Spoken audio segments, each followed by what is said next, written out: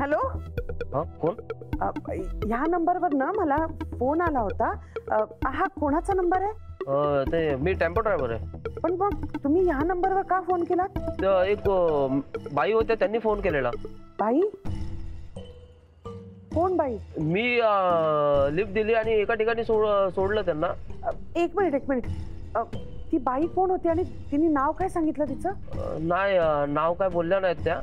हा, ते साडी घातलेली होती आणि हातात काहीतरी असं वाद्य होतं. मी त्यांना शोधू का? जास्त लांब नसेल गेल्या. नाही नको. तुम्ही कशाला त्रास घेताय? ती जी कोणी असेल ना, करेल ना, परत फोन करेल ती.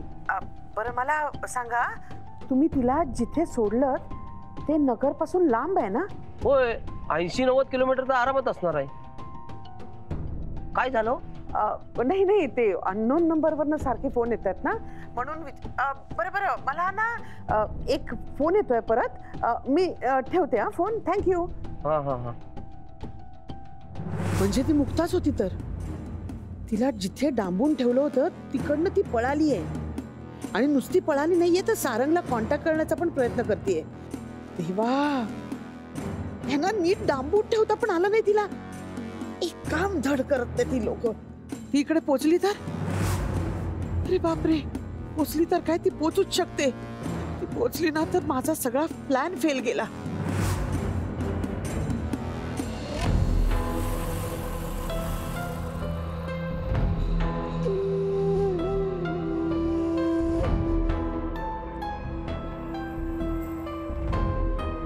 हिला नक्कीच कोणतरी मदत केली असणार आहे. एखाद्या गाडीवाल्याने लिफ्ट दिली असेल, त्याशिवाय काय एवढी लांब जाणार नाही. नाही भैरू, शोधावं लागल. हे लय चुकीचं वागताय तुम्ही, चुकीचं करताय. अहो, एकतर आमची मुक्ता बायको आहे सारंगरावांची, त्यात तुम्ही फसवून दुसरं लग्न लावताय. अरे जरा देवाला घाबरा. हे गप्पे, देवासमोर तुमची लाजा आणि भीती सोडता ना, मग आम्हाला कशाला घाबरवताय? आता कळली ना तुमची लायकी काय ती? हा, कळली. पैशात समोर गरीबाचं काही होऊ शकत नाही, हे कळलं आम्हाला. कळलं ना? मग आता गप्प बस. जास्त डोकं नको फिरव माझं. एकदा माझ्यातला हैवान जागा झाला ना तर पस्तावशील तू. अहो, तुम्ही आधी शांत व्हा. आपल्या लेकरांसाठी तरी शांत व्हा. भाऊ, आम्हाला काही नको. आम्हाला फक्त आमची पोरगी परत द्या.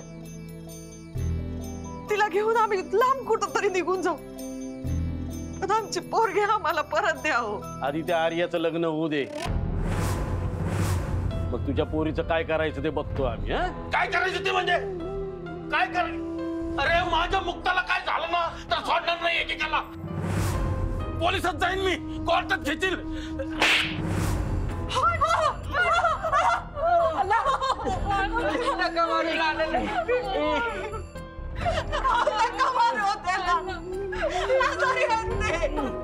तुम्ही जसं सांगाल तसं आम्ही करू.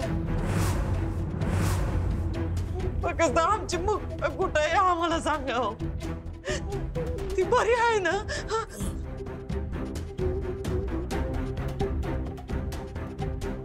आत्माराम, इकडे बघ. त्या पोलिसांच्या पोकळ धमक्या आम्हाला नाही द्यायच्या.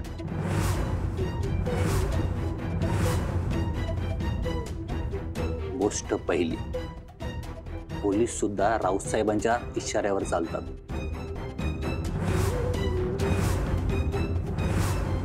कळलं? उलट तुम्हालाच लाथा काढून हाकलून देतील. आणि गोष्ट दुसरी, तरी सुद्धा तुम्ही काही धडपड विडपड केली ना तर तुम्ही नवरा बायको सोडून कोणीही जिवंत उरणार नाही.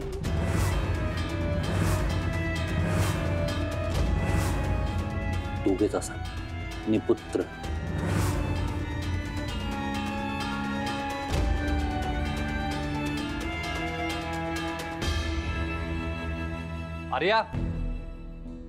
आर्या, तुझं आवरलंय का?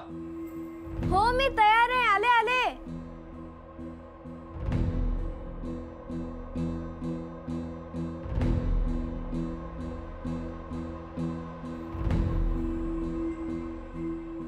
सावकाश सावकाश हळू.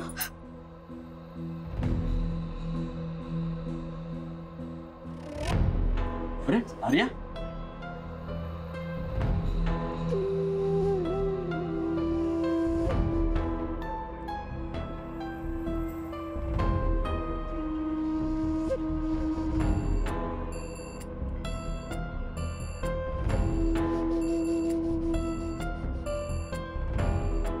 आर्या छान आहे. चला मी रेडी आहे. मी पण रेडी आहे रेडू का? तुम्हाला सगळ्यांना घेऊन जायला. अगं आर्या, अगं किती गोड दिसतेस. थँक्स. आर्या खरं तर तुझ्या लग्नाची उत्सुकता रेणुकाला जास्त आहे.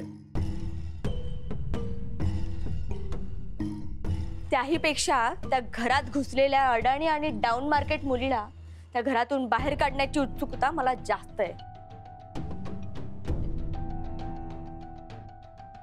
आणि नाहीतरी तिला या चुकीच्या गोष्टींमध्ये साथ देणाऱ्या तिच्या आई बापाला जन्माची अद्दल घडतेच ते. नाहीतरी खरं तर मुक्ताच्या जागी आर्या आली हे समजल्यावर सारंगला काय वाटेल ह्याची उत्सुकता आहे.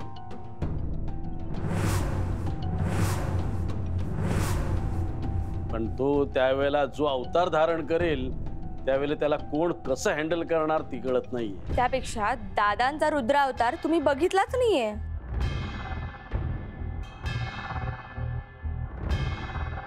एकदा सारंगचं आर्यासोबत विधिवत कायदेशीर लग्न लागू दे, मग बघाच ते काय करत. ते ना दया दाखवणार ना विनवणी करणार.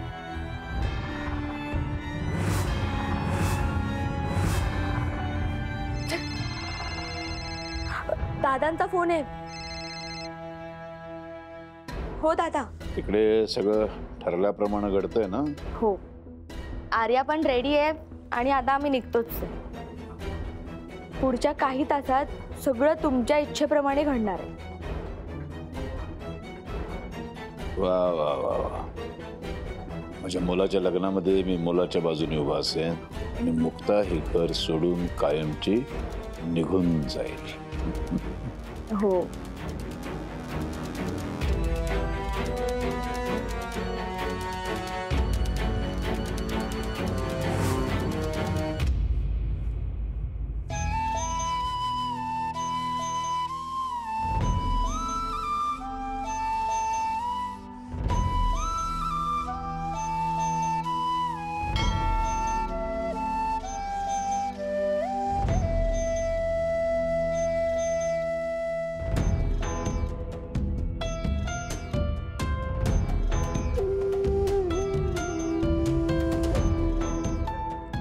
आई, हाच ती वेळ आली जे माझ्या स्वभावात नाही ते करायची वेळ आली. प्रेमात आणि युद्धात सगळं माप असतं असं कृष्णानं सांगितलंय. चांगुलपणाचं मोठं ढोंग रचून या लोकांनी मोठा धोका दिलाय मला. मला त्याला जसं तसं उत्तर द्यावं लागणार आहे. आई, काहीतरी सुचव. माझ्या बुद्धीला बळ दे, काहीतरी सुचव.